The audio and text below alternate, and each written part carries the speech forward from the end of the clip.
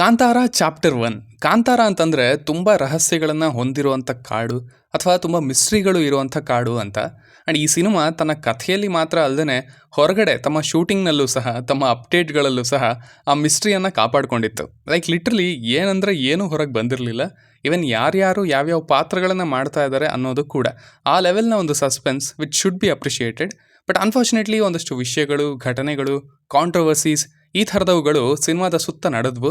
ಅವುಗಳೇ ಕೇಳ್ತಾ ಇದ್ವು ಕೂಡ ಇದರ ಚಿತ್ರೀಕರಣ ಮುಗಿಯೋ ತನಕ. ಬಟ್ ಇಂತಹ ಅಡೆತಡೆಗಳು ಏನೇ ಬಂದರೂ ಇವುಗಳನ್ನೆಲ್ಲವನ್ನ ದಾಟ್ಕೊಂಡು ಸಿನಿಮಾ ಟೀಮ್ ಅವರು ಅನೌನ್ಸ್ ಮಾಡಿದಂಥ ಡೇಟ್ಗೆ ಬರ್ತಾ ಇದ್ದಾರೆ, ಅಕ್ಟೋಬರ್ 2ಕ್ಕೆ. ಅದೇ ನಿಟ್ಟಿನಲ್ಲಿ ಇದರ ಪ್ರಮೋಷನ್ಸ್ನ ಸಲುವಾಗಿ ತಮ್ಮ ಟ್ರೈಲರ್ನ ರಿಲೀಸ್ ಮಾಡಿದ್ದಾರೆ ಇವತ್ತು. ಬನ್ನಿ, ಹೇಗಿತ್ತು ಟ್ರೈಲರ್, ಏನೇನಿತ್ತು ಏನೇನಿರಲಿಲ್ಲ ಅಂತ ಮಾತಾಡ್ಕೊಂಡು ಬರೋಣ. ಮೊದಲನೇದಾಗಿ ಟ್ರೈಲರ್ನಲ್ಲಿ ತುಂಬ ಖುಷಿ ಕೊಟ್ಟದ್ದು ಆ ರಿಯಲ್ ಲೊಕೇಶನ್ಸ್. ಆಗಲೇ ಹೇಳಿದ ಹಾಗೆ ಸಿನಿಮಾದ ಸ್ಕೇಲ್ ಏನು, ಟೋನ್ ಎಂಥದ್ದು ಅನ್ನೋದ್ರ ಮೇಲೆ ಐಡಿಯಾ ಇರಲಿಲ್ಲ.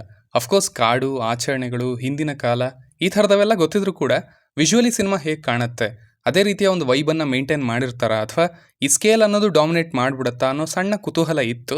ಬಟ್ ಟ್ರೈಲರ್ ನೋಡಿದಾಗ ಸಮಾಧಾನ ಆಯಿತು ಅಂತ ಹೇಳ್ತೀನಿ. ಕಾಡು ಇರುವಂಥ ಪ್ರತಿ ಫ್ರೇಮ್ಗಳಲ್ಲೂ ಸಹ ಆ ರಿಯಲ್ ಅನ್ನೋ ಭಾವನೆ ಇತ್ತು, ಅದು ಕಾಣ್ತಾ ಇತ್ತು. ಆ್ಯಂಡ್ ತಮಗೆ ಬೇಕಾಗಿರುವಂಥ ಪ್ಲೇಸ್ಗಳಲ್ಲಿ ಹೋಗಿ ಶೂಟ್ ಮಾಡಿರೋದು ಸಿನಿಮಾಗೆ ವಿಜುವಲಿ ತುಂಬ ಪ್ಲಸ್ ಆಗುತ್ತೆ ಅಂತ ಹೇಳ್ತೀನಿ. ಈ ಟ್ರೈಲರ್ನಲ್ಲೂ ಅದಾಗಿದೆ. ಇನ್ನು ಇಲ್ಲಿ ಈ ಸಿನಿಮಾದ ಪ್ಲಾಟ್ ಬಗ್ಗೆ ಕ್ಲಿಯರ್ ಆಗಿ ಅವರೇ ಹೇಳಿದ್ದಾರೆ ಅಥವಾ ತೋರಿಸಿದ್ದಾರೆ. ಐಫೆಕ್ಟ್ ಇಲ್ಲೂ ಕೂಡ ಕಾಂತಾರದ ರೀತಿಯೇ ಬೇಸಿಕ್ ಕಥೆ ಅನ್ನೋದನ್ನು ಅಥವಾ ಒನ್ ಲೈನ್ ಅನ್ನೋದನ್ನು ಸಿಂಪಲ್ ಆಗಿ ಇಟ್ಟಿದ್ದಾರೆ. ಬಟ್ ಅದಕ್ಕೆ ಆ್ಯಡ್ ಆಗುವಂಥ ಎಲಿಮೆಂಟ್ಸ್ ಹಲವು. ಟ್ರೈಲರ್ನ ಸೂಪರ್ಫಿಷಿಯಲ್ ಆಗಿ ನೋಡಿದ್ರೆ ಮತ್ತೊಂದು ರೆಬೆಲಿಯನ್ನ ಆಧರಿಸಿದಂಥ ಚಿತ್ರ ಅಂತ ಹೇಳ್ಬೋದು. ದಂಗೆ ಏಳುವಂಥದ್ದು ಅನ್ಯಾಯದ ವಿರುದ್ಧ. ಸೊ ಇಲ್ಲಿನ ವಾಸಿಗಳಿಗೆ ಅನ್ಯಾಯ ಆಗ್ತಾ ಇದೆ ನಮ್ಮ ಕುಲಶೇಖರ್ನಿಂದ. ಆ್ಯಂಡ್ ಅದು ಅಲ್ಲದೆ ಅಲ್ಲಿನವರನ್ನ ಅವನು ಬಂಧಿ ಮಾಡ್ತಾ ಇದ್ದಾನೆ, ಹಿಂಸೆ ಕೊಡ್ತಾ ಇದ್ದಾನೆ ಕೂಡ. ಇನ್ನು ಯಾವುದರಲ್ಲಿ ಅನ್ಯಾಯ ಅಂದರೆ ಹಲವು ಫ್ರೇಮ್ಗಳಲ್ಲಿ ಇಲ್ಲಿ ಸ್ಪೈಸಸ್ನ ತೋರಿಸಿದ್ದಾರೆ, ಮಸಾಲೆಗಳು, ಮೆಣಸಿನಿಂದ ಹಿಡಿದು ಏಲಕ್ಕಿ, ಅರಿಶಿಣದ ಕೊಂಬುಗಳ ತನಕ. ಸೊ ಆ ವಿಭಾಗದಲ್ಲಿ ಇವರಿಗೆ ಅಣ್ತಮ್ಮನಿಂದ ಅನ್ಯಾಯ ನಡೀತಿದೆ. ಆ್ಯಂಡ್ ಅದಕ್ಕೆ ಇವರು ದಂಗೆ ಏಳಬೇಕು, ಏಳ್ತಾರೆ. ಹಾಗೆ ಅದನ್ನು ಲೀಡ್ ಮಾಡೋದು ನಮ್ಮ ಮುಖ್ಯ ಪಾತ್ರ. ಬಟ್ ಸೈನ್ಯ ಇರುವಂಥ, ಇಷ್ಟು ಪವರ್ ಇರುವಂಥ ರಾಜನ ವಿರುದ್ಧ ದಂಗೆ ಹೇಳೋದು ಸುಲಭನ ಇಲ್ಲ. ಆ್ಯಂಡ್ ಆವಾಗಲೇ ಇಲ್ಲಿನ ಮೇನ್ ಎಲಿಮೆಂಟ್ ಆ ಡಿವಿನಿಟಿ ಕಥೆಯೊಳಗೆ ಬರೋದು. ಇದೇ ರೀತಿಯ ಒನ್ಲೈನ್ ಕಥೆಯನ್ನು ಕಾಂತಾರ ಕೂಡ ಹೊಂದಿತ್ತು. ಆ್ಯಂಡ್ ಇದು ಕೂಡ ಟ್ರೈಲರ್ನ ಮಟ್ಟಿಗೆ ಸಿಮಿಲರ್ ಆಗಿ ಕಾಣ್ತಾ ಇದೆ. ಆ್ಯಂಡ್ ಅದೇ ವಿಚಾರದಲ್ಲಿ ಇನ್ನು ಖುಷಿ ಕೊಟ್ಟಿದ್ದ ವಿಷಯ ಏನಂದರೆ ಇಲ್ಲಿ ಕಾಮಿಡಿಗೆ ಜಾಗ ಇದೆ ಅನ್ನೋದು. ಮೊನ್ನೆ ಇನ್ನೂ ಒಂದು ಕಮೆಂಟನ್ನು ಓದಿದ್ದೆ, ಕಾಂತಾರದಲ್ಲಿ ಭಕ್ತಿ ಇದೆ ಆ್ಯಂಡ್ ಕೊನೆ 20 ನಿಮಿಷಗಳು ಅದೆಲ್ಲ ಓಕೆ. ಬಟ್ ಇಡೀ ಸಿನಿಮಾವನ್ನು ಶುರುವಿಂದ ಎರಡನೇ ಅರ್ಧದ ಕೊನೆಯ ತನಕನೂ ಹೋಲ್ಡ್ ಮಾಡಿದ್ದು, ಎಂಗೇಜಿಂಗ್ ಮಾಡಿದ್ದು ಆ ಕಾಮಿಡಿ. ಆ್ಯಂಡ್ ಜನ ಈಗಲೂ ಅವುಗಳನ್ನು ನೆನೆಸ್ಕೊಳ್ತಾರೆ, ಅವುಗಳಿಗೆ ನಗ್ತಾರೆ ಅಂತ. ಸೊ ಈ ಸಿನಿಮಾ ಅದರಿಂದ ದೂರ ಹೋಗ್ಬಿಡುತ್ತಾ ಅಥವಾ ಅದರ ಇಂಪಾರ್ಟೆನ್ಸ್ ಎಂಥದ್ದು ಅನ್ನೋದನ್ನು ಅರ್ಥ ಮಾಡಿಕೊಂಡು ಅದಕ್ಕೆ ಜಾಗ ಕೊಡ್ತಾರಾ ಅಂತ. ಆ್ಯಂಡ್ ಟ್ರೈಲರ್ನಲ್ಲಿ ಅದಕ್ಕೆ ಉತ್ತರ ಸಿಕ್ಕಿದೆ ಅಂತ ಹೇಳ್ಬೋದು. ಇಲ್ಲೂ ಆ ಪಾತ್ರಗಳು ಕಾಣೋದಕ್ಕೆ ಸಿಗ್ತವೆ, ಅಲ್ಲಿ ಅವುಗಳಿಗೆ ಜಾಗ ಇದೆ. ಆ್ಯಂಡ್ ಐ ಹೋಪ್ ಅವರಿಂದ ಮತ್ತೆ ಒಳ್ಳೆಯ ಸಿಚುವೇಶ್ನಲ್ ಕಾಮಿಡಿನೇ ಹುಟ್ಟತ್ತೆ ಅಂತ.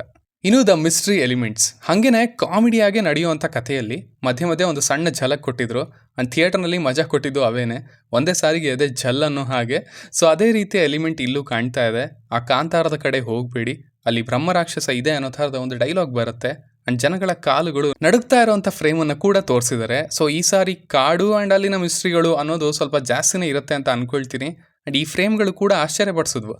ಒಂದು ಅಡ್ವೆಂಚರ್ ರೀತಿಯ ಸೀಕ್ವೆನ್ಸಸ್ ಕೂಡ ಇಲ್ಲಿ ಇರತ್ವಾ ಅಂತ ಏನನ್ನೋ ಹುಡ್ಕೊಂಡು ಹೋಗ್ತಾ ಇದ್ದಾರೆ. ಆ್ಯಂಡ್ ಹುಡುಕಾಟದಲ್ಲಿ ಒಂದಷ್ಟು ಸವಾಲುಗಳನ್ನು ಎದುರಿಸೋ ರೀತಿ, ಅದರಲ್ಲಿ ಇದು ಒಂದು ಇಲಿಗಳ ದಂಡು ಅಂತ ಅಂದ್ಕೊಳ್ತೀನಿ. ಇನ್ನು ನನಗೆ ಈ ಟ್ರೈಲರ್ ಶುರುವಾದಂಥ ರೀತಿ ಕೂಡ ಇಷ್ಟ ಆಯಿತು. ಆ ದಂತಕತೆ ಅನ್ನೋ ಕನೆಕ್ಷನ್ನ ಅದೇ ಫ್ರೇಮ್ಗಳಿಂದ, ಆ ಕ್ಯಾರೆಕ್ಟರ್ಗಳ ವಾಯ್ಸಿಂದನೇ ತಗೊಂಡು ಈ ಕಥೆಗೆ ಎಂಟ್ರಿ ಕೊಡ್ತಾರೆ. ಅಲ್ಲಿ ಧರ್ಮವನ್ನು ಕಾಪಾಡೋದಕ್ಕೆ ಶಿವ ತನ್ನ ಅಣುವನ್ನು ಕಳಿಸ್ತಾ ಇರ್ತಾನೆ ಅಂತ ಹೇಳಿ ಮಗುವನ್ನು ತೋರಿಸ್ತಾರೆ. ಅದರ ಸುತ್ತ ಹುಲಿ. ಆ್ಯಂಡ್ ಈ ಫೀಲ್ ಆ ಹುಲಿಯ ಪಾತ್ರ ಮುಖ್ಯ ಭಾಗಗಳಲ್ಲಿ ಇರುತ್ತೆ ಅಂತ ನಮ್ಮ ಕ್ಯಾರೆಕ್ಟರ್ನ ಜೊತೆಗೆ ಇದ್ರೆ ಖುಷಿ. ಅದೊಂದನ್ನು ಕೂಡ ಒಂದು ಎಲಿಮೆಂಟಾಗಿ ಬಳಸ್ಕೊಳ್ಬೋದು ಆ್ಯಕ್ಷನ್ಗಳಲ್ಲಿ. ಅದರ ನಂತರ ಈ ಪೂಜೆ ಮಾಡ್ತಿದ್ದಂಥ ದೇವರು, ಕಲ್ಲು, ಅದು ಸಿಕ್ಕಿರೋದನ್ನು ತೋರಿಸ್ತಾರೆ. ಸೊ ದ ಒರಿಜಿನ್ ಆಫ್ ದೈವಾಸ್ ಅಂತ ಅವರೇನು ಹೇಳಿದ್ರು, ಇದೆಲ್ಲ ಹೇಗೆ ಶುರುವಾಯಿತು ಅನ್ನೋದರ ಮೊದಲ ಅಂಶ ಇದೆ. ಸೊ ಅದನ್ನು ಇಲ್ಲೇ ಎಸ್ಟಾಬ್ಲಿಷ್ ಮಾಡಿದ್ದಾರೆ. ಇನ್ನು ಆ ನಂಬಿಕೆಗಳು, ಆಚರಣೆಗಳು ಹೇಗೆ ಬಂದ್ವು ಅನ್ನೋದನ್ನು ನಾವು ಸಿನಿಮಾದಲ್ಲೇ ನೋಡಬೇಕು. ಇನ್ನು ಈ ಟ್ರೈಲರ್ನ ನೋಡಿ ಸ್ಪೆಷಲಿ ಫಸ್ಟ್ ಟೈಮ್ ನೋಡಿದಾಗ ಅನಿಸಿದ್ದೇನೆಂದರೆ ಇಲ್ಲಿ ತೋರಿಸೋದಕ್ಕಿಂತ ಜಾಸ್ತಿ ಮುಚ್ಚಿಡ್ತಾ ಇದ್ದದ್ದೇ ಹೆಚ್ಚು ಅಂತ. ಬಿಕಾಸ್ ಟ್ರೈಲರ್ಗೆ ಯೂಸ್ ಮಾಡಿರುವಂಥ ಶಾರ್ಟ್ಸ್ ಆ ರೀತಿಯೇ ಇದ್ದಾವೆ. ಕಾಲಿನ ಶಾರ್ಟ್ಗಳನ್ನು ತೋರಿಸ್ತಾರೆ. ಆ ಯುದ್ಧದ ಸೀಕ್ವೆನ್ಸ್ಗಳಿಗೆ ಸಮಯನೇ ಕೊಟ್ಟಿಲ್ಲ, ಅವುಗಳಿಗೆ ಒಂದು ಜಾಗ ಅಂತಲೂ ಮಾಡ್ಕೊಂಡಿಲ್ಲ ಪೇಸಿಂಗಲ್ಲಿ. ಆಲ್ಸೋ ಒಂದು ಸೀಕ್ವೆನ್ಸ್ ಇದೆ ಅಂದರೆ ಅದಾದ ಮೇಲೆ ಅದರ ಆಫ್ಟರ್ ಎಫೆಕ್ಟ್ಸ್ ಏನಿರುತ್ತಲ್ಲ ಅದನ್ನು ಇಲ್ಲಿಟ್ಟಿದ್ದಾರೆ. ಅಂದರೆ ಟ್ರೈಲರ್ ಎಡಿಟ್ ಆಗಿರೋ ರೀತಿಯಲ್ಲೇ ಆ ಫೀಲಿಂಗ್ ಬರುತ್ತೆ.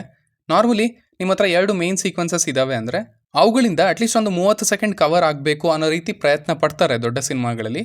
ಬಟ್ ಇಲ್ಲಿ ಹಾಗೆ ಮಾಡಿಲ್ಲ, ಎಲ್ಲವನ್ನೂ ಒಂದೇ ರೀತಿ ಟ್ರೀಟ್ ಮಾಡಿದ್ದಾರೆ. ಅದರಿಂದ ಟ್ರೈಲರ್ ನಿಮಗೆ ಸ್ವಲ್ಪ ಫ್ಲ್ಯಾಟ್ ಅನ್ಸೋ ಸಾಧ್ಯತೆ ಕೂಡ ಇದೆ. ಆ್ಯಂಡ್ ಡೆಲಿಬ್ರೇಟ್ ಆಗಿ ಅದನ್ನು ಮಾಡಿದಾರಾ ಗೊತ್ತಿಲ್ಲ. ಬಟ್ ಡೆಫಿನೆಟ್ಲಿ ಇಲ್ಲಿ ಈ ಕಥೆಯಲ್ಲಿ, ಈ ಸಿನಿಮಾದಲ್ಲಿ ಇನ್ನು ಮುಖ್ಯವಾದ ಸೀಕ್ವೆನ್ಸ್ಗಳು, ಎಲಿಮೆಂಟ್ಗಳು ಇದಾವೆ ಅನ್ನೋದನ್ನಂತೂ ಹೇಳ್ಬೋದು. ಫಾರ್ ಎಕ್ಸಾಂಪಲ್ ಈ ಶಾಟ್, ನಂತರ ಇದ್ಯಾರು ಗೊತ್ತಿಲ್ಲ. ಆ್ಯಂಡ್ ಅಫ್ಕೋರ್ಸ್ ಈ ಸೀಕ್ವೆನ್ಸ್ನ ನಂತರ ಈ ಕಣ್ಣುಗಳ ಸೀಕ್ವೆನ್ಸ್, ಇದು ದೇವರಿಗೆ ಸಂಬಂಧಪಟ್ಟದ್ದು ಅಂತ ಅಂದ್ಕೊಳ್ತೀನಿ. ಇನ್ನು ಈ ಆ್ಯಕ್ಷನ್, ಇದು ಕೂಡ ಕೆಲಸ ಮುಗಿದ ಮೇಲೆ ಕೊಡುವಂಥ ಎಕ್ಸ್ಪ್ರೆಷನ್ನ ತೋರಿಸಿದರೆ ಹೊರತು ಅದಕ್ಕೆ ಕನೆಕ್ಷನ್ ಕೊಡುವಂಥ ಫ್ರೇಮ್ನ ಇಟ್ಟಿಲ್ಲ. ಸೊ ಐ ಫೆಲ್ಟ್ ಟ್ರೈಲರ್ನಲ್ಲೇ ಸ್ವಲ್ಪ ಅಂಡರ್ಪ್ಲೇ ಮಾಡಿದ್ದಾರೆ ಅಂತ, ವಿಚ್ ಇಸ್ ಗುಡ್. ಯಾಕಂದರೆ ಪ್ರೀಕ್ವೆಲ್ ಅನ್ನೋ ಅಡ್ವಾಂಟೇಜ್ ಇದೆ ಇದಕ್ಕೆ, ಕಾಂತಾರ ಅನ್ನೋ ಬ್ರ್ಯಾಂಡಿಂಗ್ ಇದೆ, ಭಕ್ತಿ ಭಾವ, ಆ ಡಿವಿನಿಟಿ ಇದೆ. ಅಫ್ಕೋರ್ಸ್ ಇಷ್ಟು ದೊಡ್ಡ ಕೊಲಾಬ್ರೇಷನ್ಸ್ ಇದ್ದಾವೆ, ಸಪೋರ್ಟ್ ಇದೆ. ಸೊ ಈ ಟ್ರೈಲರ್ನಿಂದನೇ ಸಿನಿಮಾ ಪುಷ್ ಆಗಬೇಕು ಅನ್ನೋ ಅವಶ್ಯಕತೆ ಇರಲಿಲ್ಲ. ಅಟ್ಲೀಸ್ಟ್ ಓಪನಿಂಗ್ಸ್ಗೆ ಆ ಕ್ವಶನ್ ಅಂತೂ ಇತ್ತು ಸಿನಿಮಾಗೆ. ಆ್ಯಂಡ್ ಅದಕ್ಕೇನೆ ಅವರು ಒಂದಷ್ಟು ವಿಷಯಗಳನ್ನು ಥಿಯೇಟರ್ನಲ್ಲೇ ಎಕ್ಸ್ಪೀರಿಯನ್ಸ್ ಮಾಡಲಿ ಅನ್ನೋ ಹಾಗೆ ಬಿಟ್ಟಿದ್ದಾರೆ ಅಂತ ಅಂದ್ಕೊಳ್ತೀನಿ. ಆ್ಯಂಡ್ ಅವು ಡೆಫಿನೆಟ್ಲಿ ಇದಾವೆ ಅಂತ ನಾನು ನಂಬ್ತಾ ಇದ್ದೀನಿ ಕೂಡ ಸದ್ಯಕ್ಕೆ. ಇನ್ನು ರುಕ್ಮಿಣಿ ವಸಂತ್ ಅವರು ಸ್ಟ್ರೈಟ್ ಮಣಿರತ್ನಂ ಅವರ ಸಿನಿಮಾದಿಂದ ಎದ್ದು ಬಂದಿದ್ದಾರೆ ಅನ್ನೋ ಹಾಗೆ ಕಾಣ್ತಾ ಇದ್ರು. ಸಖತ್ತಾಗಿ ಪ್ರೆಸೆಂಟ್ ಮಾಡಿದ್ದಾರೆ ಅವರನ್ನು. ಅವರು ತುಂಬ ಚೆನ್ನಾಗಿ ಕಾಣ್ತಾ ಇದ್ದಾರೆ ಕೂಡ. ಆಲ್ರೆಡಿ ಕನ್ನಡ, ತೆಲುಗು, ತಮಿಳಿನಲ್ಲಿ ಹವಾ ಮಾಡ್ತಾ ಇದ್ದಾರೆ. ಫಾಲೋಯಿಂಗ್ ಹೆಚ್ಚಾಗ್ತಾ ಇದೆ. ಇನ್ನು ಇದರಿಂದ ಇನ್ನೂ ಹೆಚ್ಚಾಗುತ್ತೆ ಕೂಡ. ಒಳ್ಳೆ ರೋಲ್ ಇದೆ ಅಂತಲೂ ಅನಿಸ್ತಾ ಇದೆ. ಇನ್ನು ಈಗ ನಮ್ಮ ಮೇನ್ ಕ್ಯಾರೆಕ್ಟರ್ ಕಡೆಗೆ ಬರಬೇಕು. ಈ ಕಥೆಯ ಮೇನ್ ಅಂಶ ಏನಂದರೆ ಅದು ಆ ಜಾಗ. ಆ ಜಾಗದಲ್ಲೇ ಯಾಕೆ ನನ್ನ ಅಪ್ಪ ಕಾಣೆಯಾಗಿದ್ದು ಅಂತ ಕೇಳ್ತಾನೆ ಹುಡುಗ.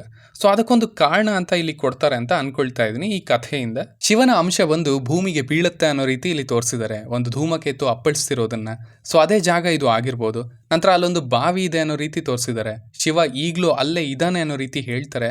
ಬಟ್ ಐ ಫೀಲ್ ಇದು ನಮ್ಮ ಪಾತ್ರನೇ ಅಂತ, ಅವನು ಟ್ರಾನ್ಸ್ಫಾರ್ಮ್ ಆಗುವಂಥ ಅಥವಾ ಪವರ್ಫುಲ್ ಆಗುವಂಥ ಒಂದು ಪ್ಲೇಸ್ ಇದು ಅಂತ. ಹೀಗ್ಯಾಕೆ ಹೇಳ್ತಾ ಇದ್ದೀನಿ ಅಂದರೆ, ಕಾಂತಾರದಲ್ಲೂ ಸಹ ಆ್ಯಂಡ್ ತಮ್ಮ ಶಿವ ಏನು ಪರ್ಫೆಕ್ಟ್ ಹೀರೋ ಅಲ್ಲ. ಹೆವಿ ಅರೋಗೆಂಟ್, ಹೆಣ್ಮಕ್ಳಿಗೆ ಬೆಲೆ ಕೊಡದೇ ಇರೋ ಆ್ಯಂಡ್ ತನ್ನ ಕರ್ತವ್ಯವನ್ನು ಮಾಡದೇ ಇರೋವಂಥವನು. ಬಟ್ ದೆನ್ ಅವನಿಗೊಂದು ಆರ್ಕ್ ಅಂತ ಕೊಡ್ತಾರೆ. ಅಣ್ಣ ಆ ನಂತರ ಚೇಂಜ್ ಆಗಿ ತನ್ನ ಕರ್ತವ್ಯವನ್ನು ಅರ್ಥ ಮಾಡಿಕೊಂಡು ಅದನ್ನು ಮುಗಿಸಿ ಕಾಣೆ ಆಗ್ತಾನೆ, ಲೆಜೆಂಡ್ ಆಗ್ತಾನೆ. ಸೊ ಅದೇ ರೀತಿಯೇ ಇಲ್ಲಿ ಕೂಡ ಎಲ್ಲ ವಿಷಯಗಳಿಗೂ ಮೊದಲ ಸಿನಿಮಾಗೆ ಸಣ್ಣದಾಗಿ ಸಿಮಿಲಾರಿಟಿನ ತಂದಿದ್ದಾರೆ. ಅದು ಪ್ರಮೋದ್ ಶೆಟ್ಟಿ ಅವರ ಪಾತ್ರ ಇರ್ಬೋದು, ಕಥೆ ಇರ್ಬೋದು, ಅವರ ಗುಡಿಸಲುಗಳಿಗೆ ಬೆಂಕಿ ಹಚ್ತಾ ಇರೋದಾಗಿರ್ಬೋದು, ಜೈಲ್ಗೆ ಸೇರೋದಾಗಿರ್ಬೋದು, ಹೀಗೆ ಸಾಕಷ್ಟು. ಸೊ ಅದೇ ರೀತಿಯೇ ಇಲ್ಲೂ ನಮ್ಮ ಪಾತ್ರ ಕೂಡ ಮೊದಲಿಗೆ ಎಲ್ಲದಕ್ಕೂ ಅಷ್ಟೇನು ತಲೆ ಕೆಡಿಸ್ಕೊಳ್ದೇ ಇರೋವಂಥ ಪುಂಡು ಪೋಖರಿ ಥರ ಇರೋ ಅಂಥವನು ಅಂತ ಅಂದ್ಕೊಳ್ಬೋದೇನೋ. ಈ ಫ್ರೇಮಲ್ಲಿ, ಈ ಸೀಕ್ವೆನ್ಸ್ಗಳಲ್ಲಿ ಆ ರೀತಿಯೇ ಕಾಣ್ತಾ ಇರೋದು. ಡಸಂಟ್ ಕೇರ್ ಅನ್ನೋ ಥರ. ಬಟ್ ದೆನ್ ಅವನಿಗೊಂದು ಅರ್ಥ ಆಗಬೇಕು. ಈ ಫ್ರೇಮ್ ನೋಡಿದ್ರೆ ಎಕ್ಸಾಕ್ಟ್ಲಿ ಆ ರಿಯಲೈಸೇಷನ್ ಪ್ರೊಸೆಸ್ ಅನ್ನೋ ರೀತಿ ಕಾಣುತ್ತೆ. ಏನು ನಡೀತಾ ಇದೆ ಅನ್ನೋದನ್ನು ಅರ್ಥ ಮಾಡಿಕೊಂಡ ಹಾಗೆ ನಂತರ ಇವನು ಆ ದಂಗೆ ಅನ್ನೋ ಪ್ರೊಸೆಸ್ಗೆ ಇಳಿತಾನೆ ಅಂತ ಅಂದ್ಕೊಳ್ಬೋದು. ಇವನ್ ನೀವು ಈ ಹೊಡೆದಿರೋ ಮಾರ್ಕ್ಗಳು ಇದಾವಲ್ಲ, ಅದರಲ್ಲೂ ಕೂಡ ನೀವು ಈ ಪಾತ್ರವನ್ನು ಕಂಡು ಹಿಡಿಬೋದು. ಅವನು ಆ ಜೈಲ್ಗೆ ಹೋಗೋಕ್ಕಿಂತ ಮುಂಚೆ ಒಂದು, ಆ್ಯಂಡ್ ದೆನ್ ಅಲ್ಲಿಂದ ಬಂದ ಮೇಲೆ ಇನ್ನೊಂದು, ಆ ಥರ ಅವನ ಕ್ಯಾರೆಕ್ಟರ್ ಸ್ಪ್ಲಿಟ್ ಆಗಿದೆ ಅಂತ ನಾನು ಅಂದ್ಕೊಳ್ತಾ ಇದ್ದೀನಿ. ಇನ್ನು ಆಫ್ಕೋರ್ಸ್ ಈ ಪಾತ್ರ ದೇವರಾಗಿ ಬದಲಾಗಬೇಕು, ಒಬ್ಬ ಲೆಜೆಂಡ್ ಅಂತ ಅನ್ಸ್ಕೊಳ್ಬೇಕು. ಅದಕ್ಕೆ ಏನೇನೆಲ್ಲ ಆಯಿತು, ಯಾವ ಸಿಚುವೇಶನ್ಗಳು ಸಹಾಯ ಮಾಡಿದ್ವು, ದೇವರ ಇನ್ವಾಲ್ವ್ಮೆಂಟ್ ಇಲ್ಲಿ ಹೇಗಿದೆ ಅನ್ನೋದನ್ನೆಲ್ಲ ನಾವು ಸಿನಿಮಾದಲ್ಲೇ ನೋಡಿ ತಿಳ್ಕೊಳ್ಬೇಕು.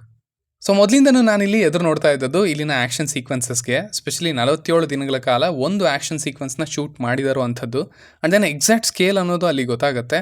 ಅದೊಂದು ಒಳ್ಳೆ ಅನುಭವನ ಕೊಡುತ್ತೆ ಕೂಡ. ಅಫ್ಕೋರ್ಸ್ ಸ್ಟೋರಿ ಟೆಲ್ಲಿಂಗಿಂದ ಹೆಚ್ಚು ಜನರನ್ನು ತಲುಪೋದಕ್ಕೆ ಸಾಧ್ಯ. ಬಟ್ ಒಳ್ಳೆ ಅಟೆನ್ಷನ್ ಅಂತ ಸಿಗೋದು, ಅಪ್ರಿಷಿಯೇಷನ್ ಅಂತ ಸಿಗೋದು ಈ ಇಂಪ್ರೂವ್ಡ್ ಆ್ಯಕ್ಷನ್ ಸೀಕ್ವೆನ್ಸಸ್ಗಳಿಂದನೇ. So I am really excited to watch them. And also one thing ಇಲ್ಲಿ ನಾನು ಮೆನ್ಷನ್ ಮಾಡೋದಕ್ಕೆ ಇಷ್ಟಪಡೋದೇನೆಂದರೆ ರಿಷಬ್ ಅವರ ಅಪ್ರೋಚ್ ಆ್ಯಂಡ್ ಅಡ್ಯಾಪ್ಟಬಿಲಿಟಿ. ಅಂದರೆ ಒಂದು ಸಿನಿಮಾ ಇಡೀ ಕೆರೀರ್ನೇ ಎಲ್ಲಿಗೂ ಹೋಗಿ ಕೂರಿಸ್ತು. ಅಲ್ಲೇ ಅವರು ಕಾಂತಾರ ಟೈಮಲ್ಲೇ ಏನು ಹೇಳಿದರು ಅಂದರೆ, ಅರೆ ನಾವಿಷ್ಟು ಕ್ರೀವ್ ಜೊತೆ, ಇಷ್ಟು ಜನಗಳ ಜೊತೆ ಸಿನಿಮಾನ ಮಾಡೇ ಇಲ್ಲ, ಇದೇ ಫಸ್ಟ್ ಟೈಮ್ ಅನ್ನೋ ಥರ. ಆ್ಯಂಡ್ ದೆನ್ ಅದರ ಸಕ್ಸಸ್ ನಂತರ ಅವರ ಡಿಸಿಷನ್ಸ್ ಏನಾದರೂ ಆಗಿರ್ಬೋದಿತ್ತು, ಅವರು ರಿಯಾಕ್ಟ್ ಮಾಡೋ ರೀತಿ ಹೆಂಗೆ ಬೇಕಾದರೂ ಆಗಿರ್ಬೋದಿತ್ತು. ಬಟ್ ಹಿ ವೆಂಟ್ ಬ್ಯಾಕ್, ಒಂದಷ್ಟು ಅನಾಲಿಸಿಸ್ ಮಾಡಿಕೊಂಡ್ರು, ಡಿಸಿಷನ್ಗಳನ್ನು ತಗೊಂಡ್ರು. ಆ್ಯಂಡ್ ಸುಮ್ಮನೆ ಏನೇನೋ ಸ್ಟೇಟ್ಮೆಂಟ್ಗಳನ್ನು ಕೊಡ್ದೇನೆ ಇಟ್ ಅಗೈನ್ ಒಂದು ಸಿನಿಮಾ ಜೊತೆನೇ ಬರ್ತಾ ಇದ್ದಾರೆ. ಆ್ಯಕ್ಚುಲಿ ಇಲ್ಲಿ ಡೈರೆಕ್ಟರ್ ರಿಷಬ್ ಶೆಟ್ಟಿ ಅವ್ರನ್ನ ಸೈಡ್ಗೆ ಇಟ್ಬಿಡ್ತೀವಿ ನಾವು, ಬಿಕಾಸ್ ಅವ್ರು ಮಾಡ್ತಾರೆ ಬಿಡು ಅಂತ. ಬಟ್ ಆ ಡೈರೆಕ್ಟರ್ಗೂ ಕೂಡ ಇದು ದೊಡ್ಡ ಸ್ಕೇಲೇನೆ. ಸೊ ಅದನ್ನು ಹ್ಯಾಂಡಲ್ ಮಾಡಿ ಹೇಳಿದ ಡೇಟ್ಗೆ ಬಂದಿದ್ದಾರೆ. So all the best for him, all the best for the team. ಹಾಗೆಯೇ ಅಜನೀಶ್ ಅವರ ಕೈ ಚಳಕ ಟ್ರೈಲರ್ಗಿಂತ ಜಾಸ್ತಿ ಸಿನಿಮಾದಲ್ಲಿ ಇರಲಿ ಅಂತ ಕೇಳ್ಕೊಳ್ತಾ ನಾನು ಹೊಡ್ತಾ ಇದ್ದೀನಿ. ಇನ್ನು ನಿಮಗೆ ಈ ಟ್ರೈಲರ್ ಹೇಗನ್ನಿಸ್ತು, ಇಲ್ಲಿ ನೀವು ಅಬ್ಸರ್ವ್ ಮಾಡಿದಂಥ ಎಲಿಮೆಂಟ್ಸ್ ಏನೇನು ಅನ್ನೋದನ್ನು ಖಂಡಿತ ಕೆಳಗಡೆ ತಿಳಿಸಿ. ಆಲ್ಸೋ ಈ ಆಚರಣೆಗಳ ಬಗ್ಗೆ, ಹೆಸರುಗಳ ಬಗ್ಗೆ ಗೊತ್ತಿರೋರಿಗೆ ಇಲ್ಲಿನ ಒಂದಷ್ಟು ಫ್ರೇಮ್ಗಳು ಇನ್ನೂ ಚೆನ್ನಾಗಿ ಕನೆಕ್ಟ್ ಆಗಿರ್ತವೆ ಕೂಡ. ಸೊ ಅವುಗಳ ಬಗ್ಗೆ ನೀವೇನಾದರೂ ಹಂಚ್ಕೊಳ್ಬೇಕು ಅಂತ ಅಂದ್ಕೊಂಡ್ರೆ ಅದನ್ನು ನೀವು ಮಾಡಿ ಅಂತ ಹೇಳ್ತೀನಿ. ಆ್ಯಸ್ ಯೂಶುವಲ್ ಮತ್ತೆ ಸಿಗೋಣ.